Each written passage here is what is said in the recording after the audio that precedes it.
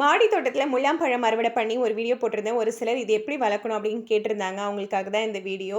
முதல்ல மண் கலவையெல்லாம் ரெடி பண்ணிவிட்டு அதில் நம்ம இந்த மாதிரி விதையை வாங்கிட்டு வந்து போட்டு தண்ணி தெளித்து விட்டுணும். 5 நாளுக்குள்ளே இந்த மாதிரி சின்ன சின்னதாக முளைச்சிடும். இது 10 நாளில் பார்த்திங்கன்னா இந்த மாதிரி வந்துடும்.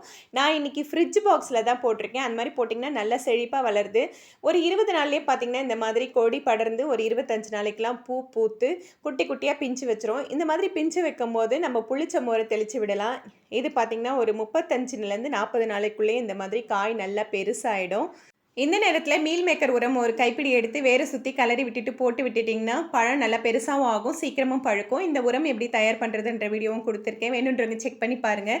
கிட்டத்தட்ட 50 நாள்லேயே பார்த்திங்கன்னா இந்த மாதிரி பழம் நல்லா பெருசாகி அறுவடைக்கும் வந்துடும்.